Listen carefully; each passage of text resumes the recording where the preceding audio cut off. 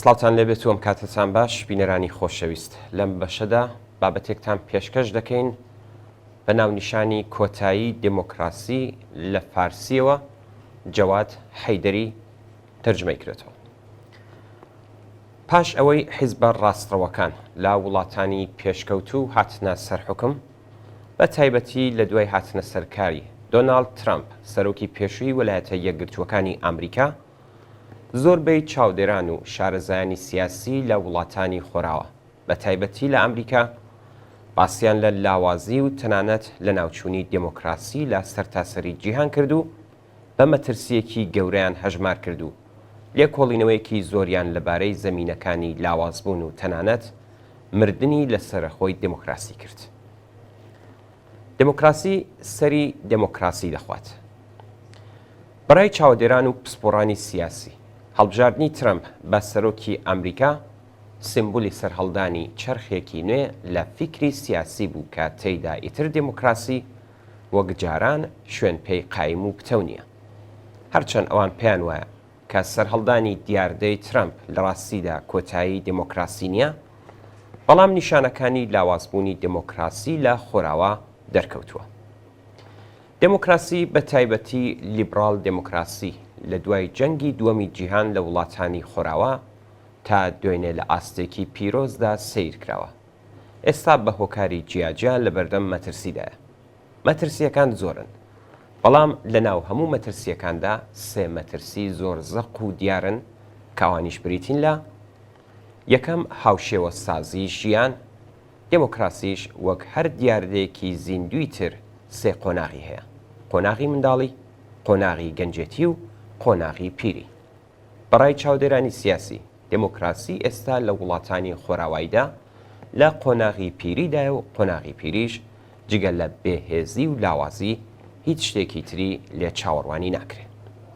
دووهەم، سەرکەوتنی دموکراسی خۆی هۆکاری سەرەکی شکستهێنانی دموکراسیە، بەومانایە کە دوای چەندین قۆناغی سەرکەوتن و کارامەیی دانیشتوانی وڵاتانی پێشکەوت و دموکرات وا دەزانن کە هیچ مەترسیەک ناتوانێت هەڕەشە لە دموکراسی بکات و دموکراسی لە بەرامبەر هەموو مەترسیەکان پارێزراوە.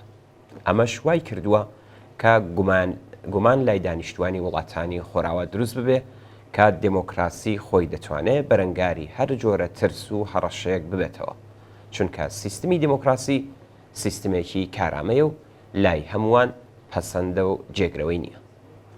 ئەم هەڵکردن و پێکەوە گونجانە بۆتە خاڵێکی لاوازی گەورە بۆ دموکراسی، چونکە خەڵکی پێی وایە ئەگەر هەر چەند ساڵ جارێک بچنە سەر سندوقەکانی دەنگدان ئیتر هەموو کێشەکان چارەسەر دەبن و کارەکە کۆتایی دێت. سەرکەوتنی دموکراسی لە وڵاتانەدا لەگەڵ سەرکەوتنە ئابووری و خۆشگوزەرانیەکان تێکەڵ بووە و خەڵکی بووە بە سیرکەر و تەماشاچی و زیاتر لە فکری خۆشگوزەرانی ئابووریدان هەتا ئازادیە سیاسیەکان. بەواتایەکی تر خەڵکانێک کە لە کەش و هەوایەکی دموکراسیدا لەدایک بوون و لەژێر ئاڵای دموکراسی گەورە بوون و دەژین، دموکراسی بە شتێکی حتمی دەزان و تەنها بیر لە ئابووری و خۆشگوزەرانی دەکەنەوە.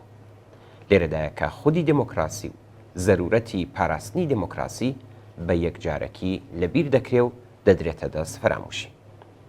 واسێهم، ئێستاش ڕوانینەکان لەبارەی هەڕەشەکانی سەر دموکراسی بە شێوازی کلاسیک و کۆن سیر دەکرێت وەک کودەتای سەربازی و ساختەکاری لە هەڵبژاردنەکاندا.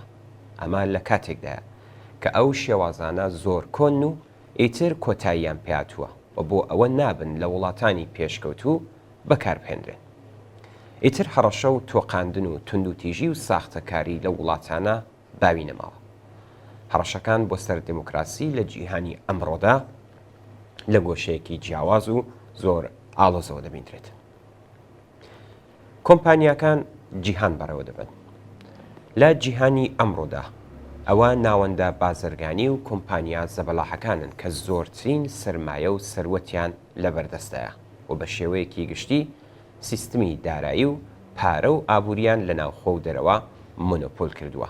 بڕیاردەرن و لە ڕاستیدا کارکتەرە سەرەکیەکانی سیاسی ئەوانن کە زۆر بە ئاسانی و ساکاری هەڵبژاردنەکانی خەڵک لەبەرچاو ناگرن و تەنها دەیانەوێت پلان و بەرنامە و نەخشەکانی خۆیان بەرەو پێشەوە بن بەبێ ئەوەی گوێ لە داخوازی خەڵک بگرن و ڕێز لە هەڵبژاردن و بڕیاری خەڵک بگرن. ئەوەی لێرەدا جێی مەترسیە ئەوەیە کە ئەو کۆمپانیا و ناوەندە بازرگانیانە هەموو ئەو کارانەی کە دەیکەن بە ناوی ڕێزگرتن لە دموکراسی و مافی دیاریکردنی چارەنووسی خەڵک بەڕێوەی دەبن و دەیکەن. یەکێکی تر لەو هۆکارە مەترسی دارانە بێ ئەزمموی گەنجانە کە بیرەوەریان لە سەردەمی دیکتاتۆری و زۆرداری و ملهۆڕی لە وڵاتەکانیان نییە و زۆر بە ئاسانی تەسلیمی پرۆپاگەندە و درۆ و دەلەسەکانی ئەو هێزە تونڕەوانە دەبن کە ئەمەش کاریگەری خراپی لێ دەکەوێتەوە. سیستمی سرمایه‌داری و لیبرالیزمی دموکراسی لە ئەمریکا و وڵاتانی هاوشێوەی ئەمریکا بە بەراورد لەگەڵ سەدەی 20دا زۆر جیاوازترە و لە ڕێگەیەکی نوێدا هەنگاو دەنێن. ئەزمموی مێژووی تا ڕادەیەکی زۆر ئەوەمان بۆ دەردەخات کە سیستمە سیاسیەکان هەمیشە بەتین و گوڕێکی زۆرەوە لە دایک دەبن و خەڵکیش بە هەموو توانای خۆیانەوە بۆ گەشە و نشونمای ئەو سیستمە هەوڵ دەدەن و لە هیچ هەوڵێک دەرەغی ناکەن، هەر بۆیە ئەو سیستمە نوێیانە زۆر بە خێرایی گەشە دەکەن. بەڵام دواتر وردە وردە بەهۆی چێژ وەرگرتن تووشی ڕوتینات دەبن و ڕۆژ لە دوای ڕۆژ ئەستێرەی بەختیان ڕوو لە کزی دەکات. بۆ نمونە سیستمی سەرمایه‌داری داگیرکاری لە بریتانیا و فەڕەنسا، سۆشیالیزم، بلۆکی خۆرهەڵات و چین و سەرمایه‌داری نوێ ئەمریکا. لە دوای جەنگی دووهەمی جیهان بیری سیاسی لە وڵاتانی خۆراوە لەسەر سێ بنەمای سەرەکی وەستاوە: دموکراسی لیبرال، بازرگانی ئازاد و بەرخۆرخوازی. بەرخۆرخوازی لەلایەن لایەنگرانی ژینگەوە بەرەوڕووی زۆرترین ڕەخنەبووتەوە، بەڵام هێشتا ئەو ڕەخنانە لە لای هەموو دانیشتوانی جیهانەوە گشتگیر نەبووە. ئەمە لە کاتێکدایە کە چەندین بزوتنەوە لە ناو خەڵک بە تایبەتی گەنجانی ئوروپی دژی بەرخۆگەرایی لە پێناو پاراستنی ژینگە و ڕێگریکردن لە کارەساتی هەرێمی و ژینگەیی دروستکراون. دموکراسی وەک شێرێکی پیر گەماڕۆدراوە. لەگەڵ ئەوەشدا هەم دموکراسی لیبرال و هەم بازرگانی ئازادیش بەرەو ڕووی ڕەخنەی جددی بوونەتەوە. بۆ نمونە جلی قەزەردەکان لە فەڕەنسا و هێندێک وڵاتانی ئوروپی ئێستا دموکراسی لە خۆراوە وەک شێرێکی پیر و کە نەفتیلاتووە کە لە هەموو لایەکەوە گەماڕۆدراوە. بۆ نمونە دموکراسی لەلایەن پۆپۆلیستەکانەوە، پاوەندخوازەکان، نیشتمانخوازەکانەوە لە بەردەم هەڕەشەدایە. هەنووکە دۆخی جیهان وەک سەردەمی دوو جەنگی یەکەم و دووەمی جیهانیە کە تێیدا سەرکردەکان هەموو شتەکان یان بەسپی دەبینن یان ڕەش، وا ڕێگا چارەی سادە و ساکار دەخەنە ڕوو و گوێ لە شارەزایان و پسپۆڕان لەبارەی ئابووری و شێوازی زانستی بۆ بەرەو ڕووبوونەوەی لەگەڵ کارەساتە ژینگەییەکان ناگرن و زۆر بەجددی پێشنیاز و ڕاو بۆچوونی شارەزایان بۆ چارەسەرکردنی کێشەکان ڕەت دەکەنەوە. ئێستا دۆخی سیاسی جیهان بە شێوەیەکە کە کەس نازانێت ئایا دموکراسی دەتوانێت لە بەرامبەر ئەم هەموو هەڕەشانە خۆڕاگر بێ یان ئەوەی کە سیستمێکی نوێی سیاسی جێگرەوەی دموکراسی دەبێت. بەڵێ ئازیزان، ئەوەی کە پێشکەشتان کرا بابەتێک بوو لە ژێرناوی کۆتایی دموکراسی تەرجمە لە فارسی و بۆ کوردی بەڕێز جەواد حەیدەری. زۆر سپاس بەوەی کە تا ئێستا لەگەڵمان بوون و هیوادارین کە بەدڵیشتان بووبێت و کەڵکی پێویستیشتان لێوەرگرت بێت. کاتێکی خۆش.